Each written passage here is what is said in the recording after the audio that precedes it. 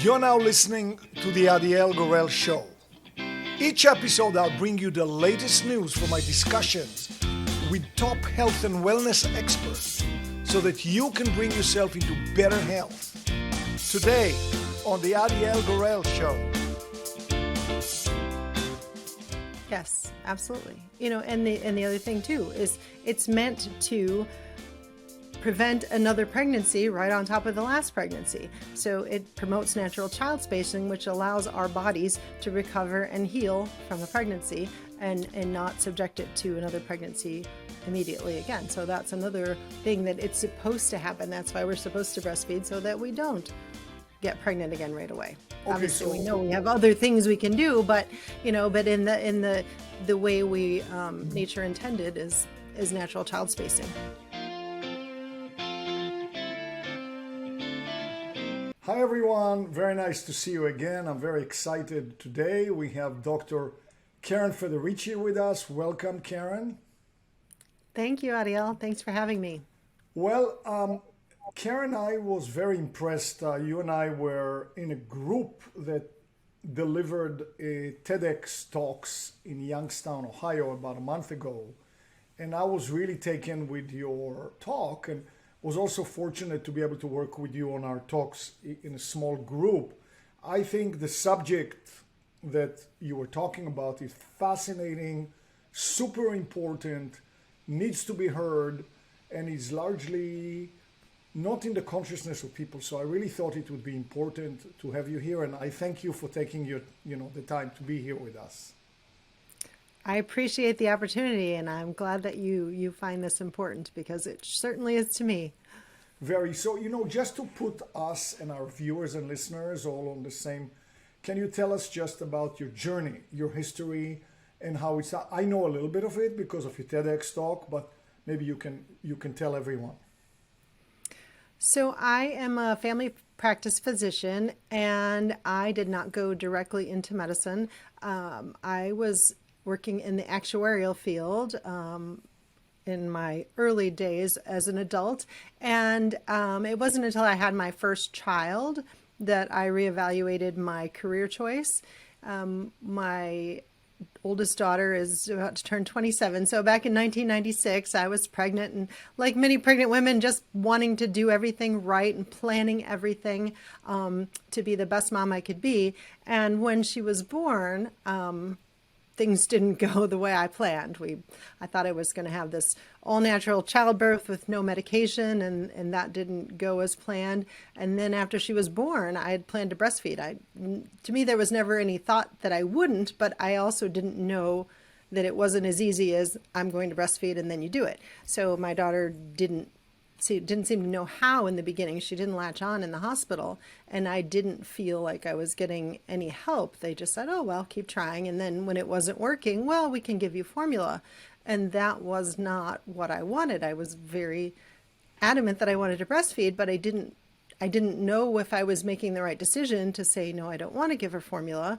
And so luckily I stuck to my guns, and I found a great lactation consultant who helped me, and it just took a little bit of time, and my daughter and I figured things out. But in that process, I was just surprised that I didn't have all of the healthcare team behind me, supporting me, that they were saying give formula, when I knew that breastfeeding was supposed to be the healthy choice. And so why were they so quick to just say give formula? And then once I was a new mom, and I met other moms and heard them also saying the same stories. And I realized that other people were saying that their doctors didn't really know how to answer any breastfeeding questions. And so I was very interested, but I was back to work, and things were going along. And it wasn't until I started to realize, okay, if I'm going to be at work and leaving my daughter and not staying home with her, is this really the job I want to do? I felt like I was called to do something different, and I'd fallen in love with breastfeeding and wanted to help other moms. And so actually it was my husband who suggested, well, you should be a doctor. And I said, well, I was thinking more along the lines of lactation consultant. And he said, but why not be a doctor? You're saying there's not enough doctors that know this. And so I didn't even realize that people went into medical school not right out of college. And so, but we looked into it, and luckily I had a science background and my undergraduate degree. And so it wasn't that much work other than applying and taking exams and things to get into medical school. But of course, that was quite a journey. With then having other children in the process and going to school and residency and then finally finishing and being a doctor. And so, but during that time, because breastfeeding was such an interest to me, I was always the advocate for patients, for fellow students and residents.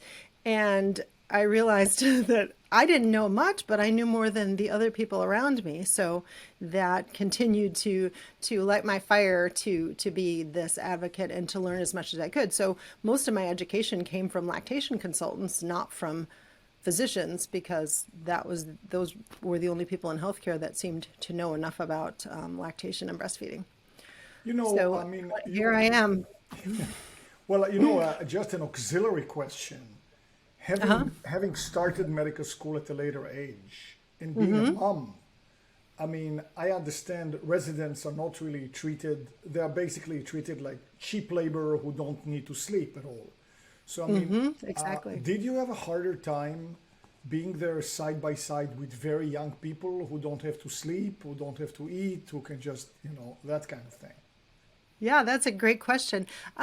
For me, in some ways it was harder, but in other ways it wasn't harder. I had more perspective on life, and that just studying isn't the most important thing.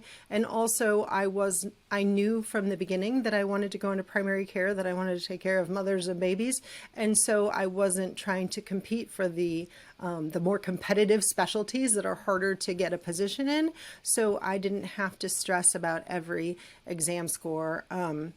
And luckily, I went to a large medical school, so we had people of all ages. And I started out my first year, the very first day, I was already pregnant with my second, and met another mom the very first day who was pregnant with her first, and then a third mom who, like me, already had one, and then she ended up pregnant with twins. So in our very first year of medical school, there were three of us pregnant women going through classes together. So I felt, and then other people who it was a second career for, and then all of the students who were right out of college. So I felt supported. And as a matter of fact, that mom who was having twins, she said to me one day, she said, how are you doing this all? I don't know how to do this. I want to be the best medical student and the best mom and the best spouse, and I can't do it all. And I said, well, that's not my attitude. I want to be a good medical student. I want to be a good wife, and I want to be the best mom. So I put those in that priority.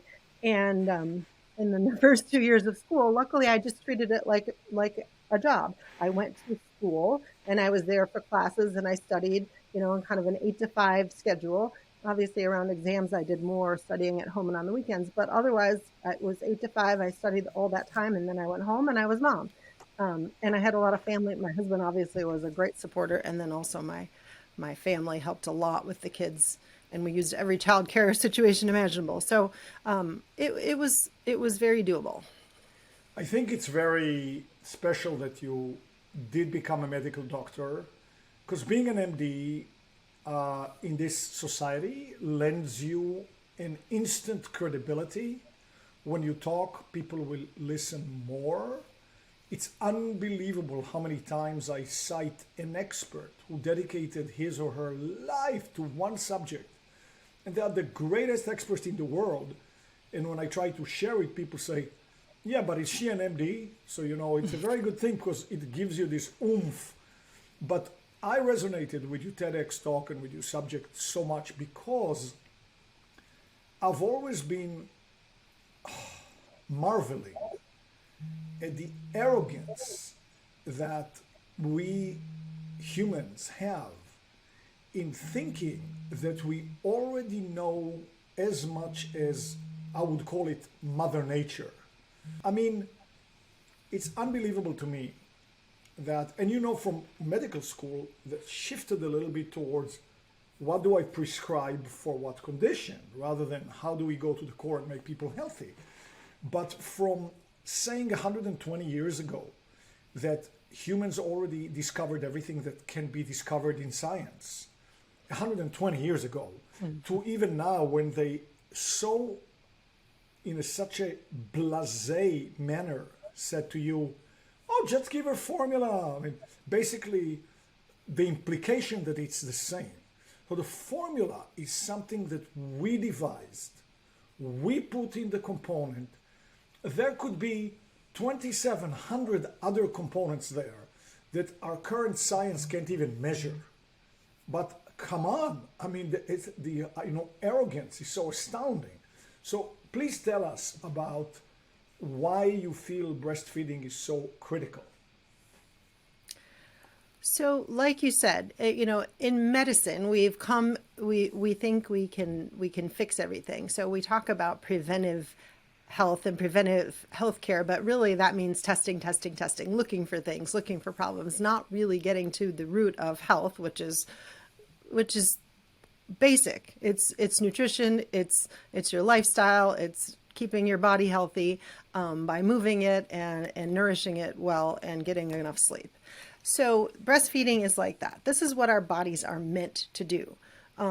All of us, mothers and babies, right? Our bodies, that's the next step. You're pregnant, you deliver the baby, and your body begins lactating. Whether you're planning to breastfeed or not, you're going to begin lactating. Because that's what's supposed to happen. This is just normal physiology. And the same for the baby. They are born with the instinct to find the breast and attach. Now, it doesn't always happen instantaneously like in my situation, but that's a lot of times because we intervene in the birth process too. But if we allow our bodies to do what they're meant to do, we're all better off, right?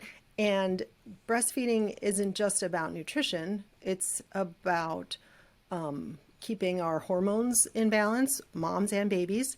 Babies learn their neurologic development, their vision, their development of their vision, their coordination, oral motor skills, all of that is part of the act of breastfeeding. So it's so much more than just feeding. It's about the baby learning and growing at the same time. So when we take all of that away, of course, there's going to be negative impacts on the health of both the mother and the baby. So I think that we need to get away from talking about benefits of breastfeeding and just talk about the risks of not breastfeeding, but not in a way to scare people, but in a way to educate people, because the rhetoric around scaring mothers about not breastfeeding is never working. And when we're not supporting them because nobody's educated enough to do that, then when they feel like it's their fault. But it's really it's the whole picture. It's our society that's not supporting them. So I think that getting to the conversation about what do we need, what do mothers need to be successful, and why it matters from a biological standpoint, not from a this or that kind of a choice, like eating a Big Mac or a salad, right? It's so much more than that. But there is those elements too. So, I mean, you can look at it and say, okay, let's assume that there are two buckets here. Bucket number one is, what does the breast milk of the mother of that child, what does it contain? And you'll talk about it in detail soon, because luckily, once again, I love that you're an MD because it gives you the gravitas to talk about this, and I would love for everyone to hear it. But that's about what's in the content. Somebody could say, okay, the mother could pump and feed in a bottle. But then there's this whole other connection in mouth to breast and looking at each other and feeling. There's a whole, which I believe babies need at least as much as food, really, I think. Exactly, right. It's that nurturing that comes. Part of breastfeeding is nurturing because you have to hold the baby. So like you said, yes, pumping and putting that breast milk in a bottle is good, but it's still not the same as actually directly breastfeeding. And, can we mimic that a little bit with a bottle? We can hold the baby close, but the difference is when you feed anything in a bottle, the baby is passive. The baby is not active. With breastfeeding, you can hold the baby in the right position, but you can't make the baby suck and eat until they figure it out and they do it themselves. So it's very much baby led, baby driven, whereas a bottle is passive. You know, it's like you're just, the baby is there, and the bottle goes in the mouth, and the drips out, and so the baby has to swallow or choke. And and just like us, babies can overeat easily with a bottle because it comes out faster than it does at the breast. So, but you're right. It leads to so many more things, like you said, the nourishment of that baby, mind, body, and spirit as a newborn. And people wonder why babies, they say, oh, I can't put the baby down. He or she won't let me put them down because they're not meant to be put down. They're meant to be held. And so we can hold to nourish, hold to nurture at the same time, and allow the baby to show you what they need, which is to be held, to be in the mother's arms at the breast. And of course, other people can hold and comfort the baby, but the real connection there is mom and baby together, skin against skin, like you said, mouth against breast, because that releases all of the hormones that are supposed to be released in that mom and then also in that baby. Well, I mean, we can even take a third bucket here. I interviewed people here on the show that come from traditional Chinese medicine, and they talk about the second level of body that we have. We have the physical body. That's what medical school is all about. Now they talk about the second level. Some people call it the astral body, whatever it is. They call it chi or ki, the energy. That could be a third bucket because we can't measure.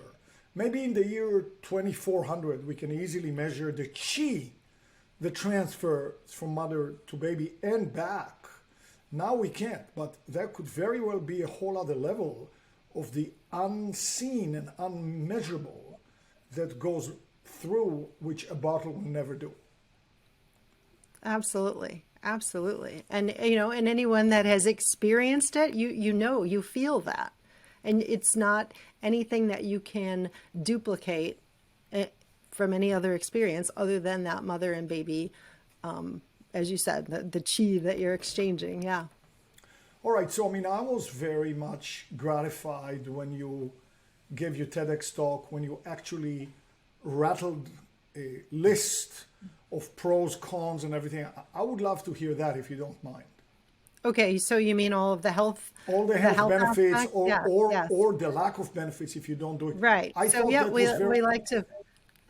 Yeah. Absolutely. So yes, because I do like to frame it as the health risks of not breastfeeding, right? Because that's part of the problem with the whole conversation in this country and our culture is that we start from the baseline, and to us, the baseline is bottle feeding. When that is not the baseline should be breastfeeding. So everything should be compared to the normal, to the standard, which is breastfeeding, right? So if we don't breastfeed, then what are the risks of not breastfeeding? So for babies, we know they have higher risk of infections in that newborn period. So especially premature babies, there's something called necrotizing enterocolitis that premature babies are very susceptible, where essentially parts of their bowels start dying. And breastfeeding protects against that. And but then for healthy full-term babies, they still have more risk of infections from pneumonia, ear infections, gastrointestinal infections when they're not breastfed. Other health risks that come down the road, they have a higher risk of leukemia, of diabetes, of sudden infant death syndrome or SIDS.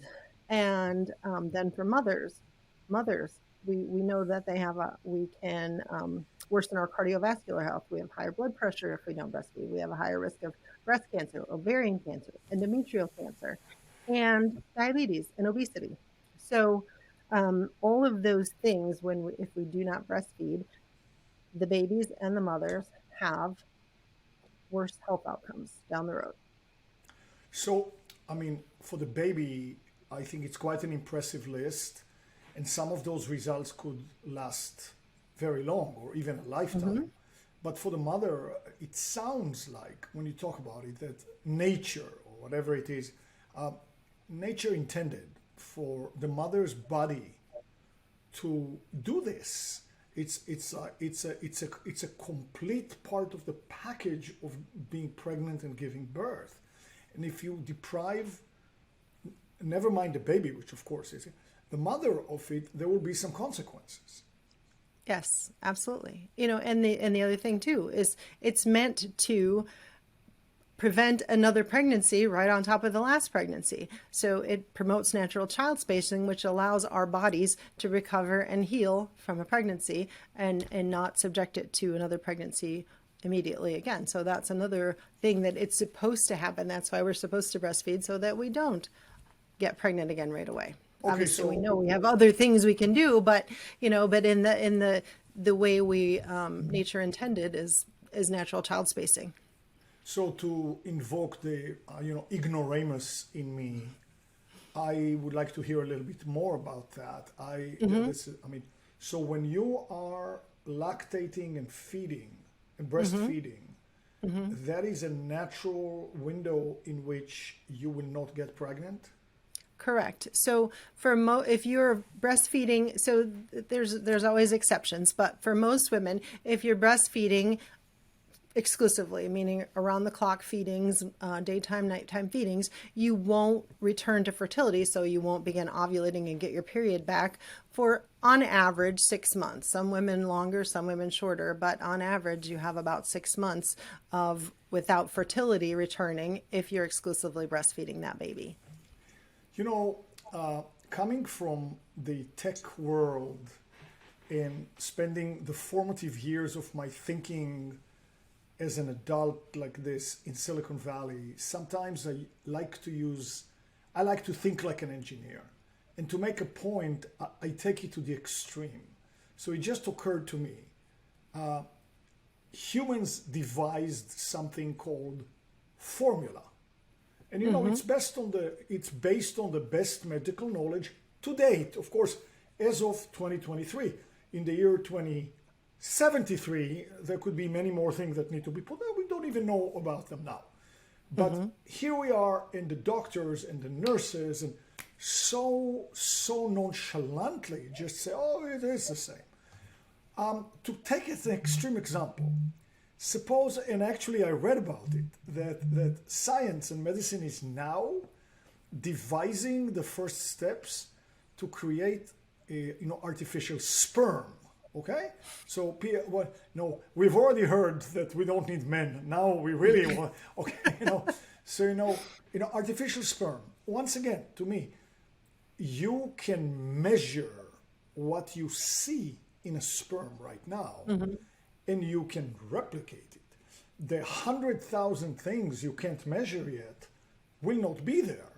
And you're calling it, probably they're going to say, because there's money to be made, the equivalent of regular sperm.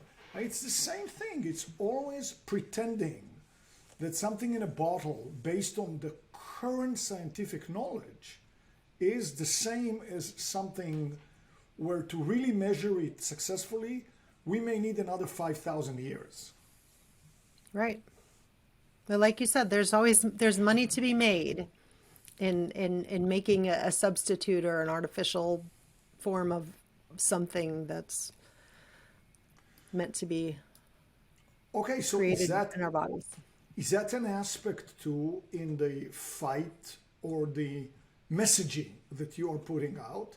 Do you find that you are basically tilting at windmills here of great financial benefit for formula makers and distributors?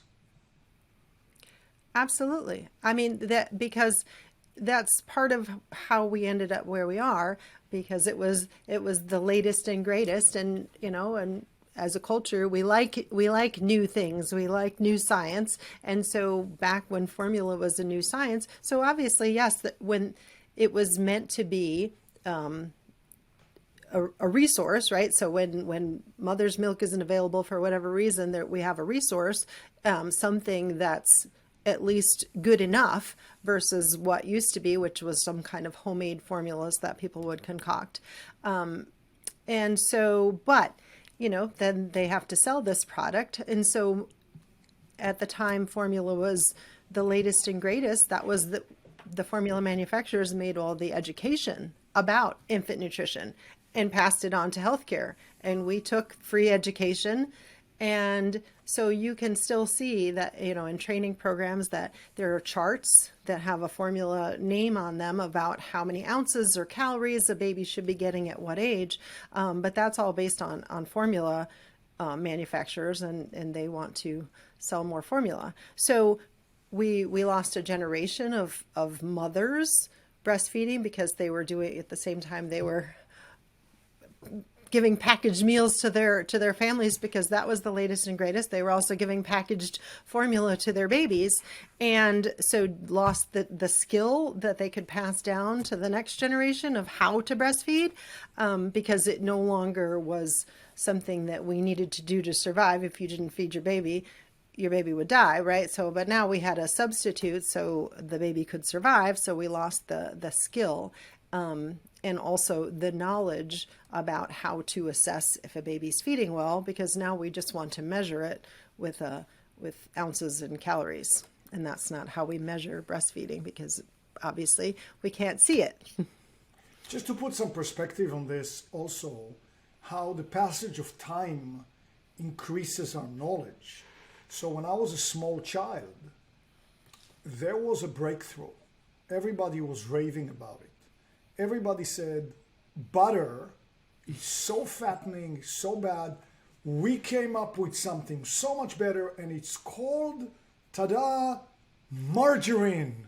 And then the marketing took over. I remember as a child, there was blue band and gold band. So now you weren't busy thinking about what's inside. It was the gold band. Well, and now, 50 years later, we know this is really bad stuff. Back then, not only did we not know, but once again, there were financial forces fighting for it.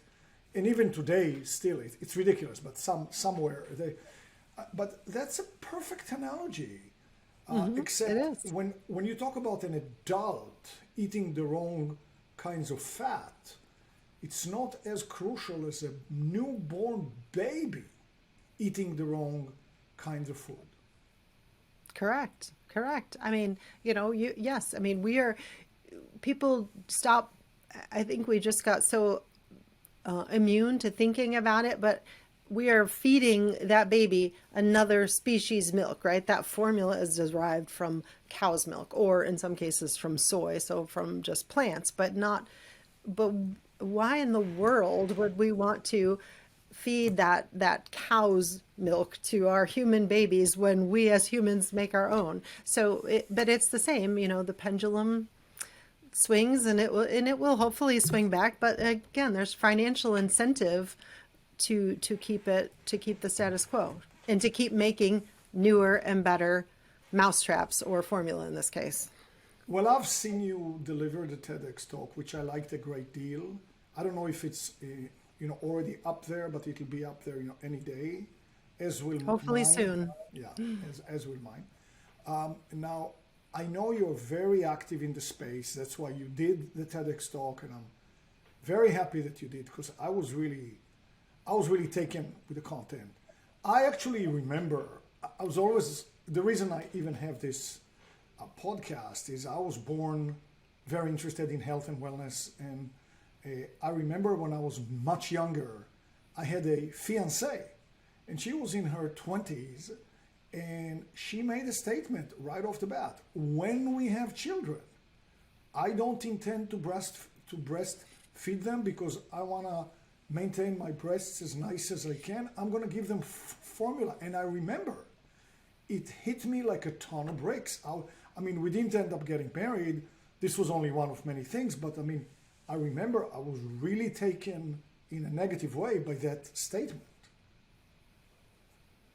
But that's part of it is, she probably didn't learn, because we don't teach children about breastfeeding. I mean, it's right that we teach them how our other body parts function, our other organs function, our systems, the digestive system and the cardiovascular system and the neurologic system. We teach basic things about this to children, and we teach basic reproduction, but then we stop. I mean, it might be mentioned that the breasts make milk, and that's about it. So we don't teach children. So we don't grow up. And then we also don't want to see breasts in our society unless they are on display for beauty, not for their intended purpose. And so we hide from breastfeeding, we hide breastfeeding from other people, and so children don't grow up seeing this in our culture as normal and how babies are fed. And so if we don't teach people, when the only information they have is what they heard from a friend, now from social media, obviously. So, if she heard, well, my breasts are going to sag if I breastfeed, and she didn't hear all of the reasons why breastfeeding would matter, although all she heard about was what's going to happen to her breasts, then that's what she's basing that decision on. So, so part of the problem is, well, we don't educate people, whether it's the public and whether it's healthcare professionals. They're getting their information in the wrong places and believing what they hear.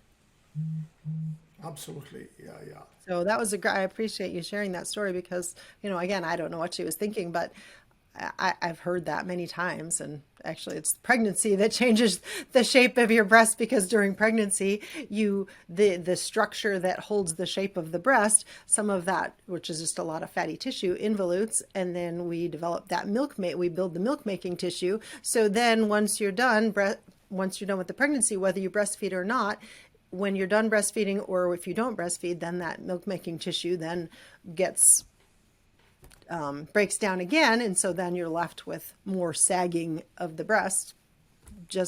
That's just the way it happens, whether you breastfeed or not. You did mention something that also I believe is true. I've been to countries where breastfeeding is considered natural, and women breastfeed in the public space. Openly everywhere, right? Openly everywhere. Nobody's making any. I mean, I'm not saying they flaunt it, but it's absolutely there. In this country, I've noticed the attitude is different towards this, and I think also, and please correct me if I'm wrong, there's this thing that breasts are in this country and in much of the Western society are considered a sexual organ primarily. So, I mean, there are countries actually where women walk around bare-chested. And of course, you get used to it in 2 seconds and you don't even see it. But in this country, breasts are being made to be highly sexual. They are right there in the front, staring at you. I mean, we have all kinds of, expressions like, my eyes are up here, things like that. So, I mean, could it be that the sexualization of breasts, and I'm not saying they're not part of the sexual complex of the human, but putting so much weight on the breasts being a sexual, organ, does that detract from breastfeeding? Absolutely, because that's when young people, they've only grown up thinking of breasts as a sexual organ, then thinking of feeding your baby with them it seems, as they say, that's nasty or that's gross, because they haven't grown up thinking of the breast as anything but a sexual organ. So you are absolutely right. But yes, they can be both, just like our hands, our mouths can be sexual organs or not, right? We do many things with them. So yes, but when we only see breasts as sexual, then yes, it's normal that young people are going to be surprised or not be able to understand how breasts can be not sexual in the context of feeding a baby, because that's the only thing that they've ever heard or seen. So yes, but that again goes back to education. If we're educating young people, and letting them see it and be it just part of normal life of moms are, again, not flaunting it, but feeding their babies in public spaces wherever they might be, then nobody would think twice about it. Stay tuned for part 2 of this interview. Thank you for joining us today. I know you love what's coming next in part 2. Be sure to click the subscribe button for more videos.